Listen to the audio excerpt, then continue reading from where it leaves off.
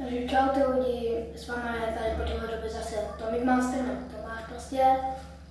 A po téhle době tady dělám video a nedělám to o sobě nebo o hrách, ale o mojem kamarádovi, asi se s ním budu bavit, takže nejlepší kamarádem. A určitě, nebo asi, ještě není asi tak populární jako já, ne, asi ještě nemá takové lidi na YouTube, ještě že tak moc nikdo nezná, ale asi jste viděli jeho videa, jak pozná Deko nebo takové něco. A prosím, dejte mu odběry. Já vám tady ukážu takové video, co si dám na YouTube a bylo to trošku o mě, ten konec. A fakt jsem to líbilo, takže dejte mu odběr. Prosím, mám tady teďka ukážu to video a doufám, že si ho pozděte až do konce. Sledujte to Mastera, Kadeho, všechny, prosím aj mě. A to Mastera chce přejít hodně a štěstí, aby se ti operace povedla.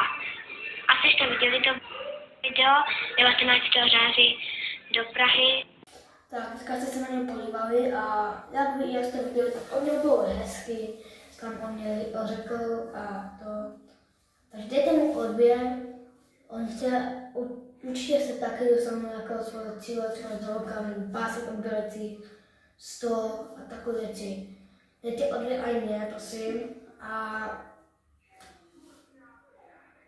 prostě nenadávajte mu jako třeba, že je kýt, nebo že neumí točit videa, protože on je jakoby začátečník. Sami znáte moje začátky, když jsem natáčel hajzu. Třeba to by se teďka vymazal ty videa, ale nevím jak. A prostě odebírajte ho a nemusíte ho mít rádi, odebírajte ho, je to zdarma, takže prosím, to video jste viděli, takže asi se vám rozloučím a dalšího videa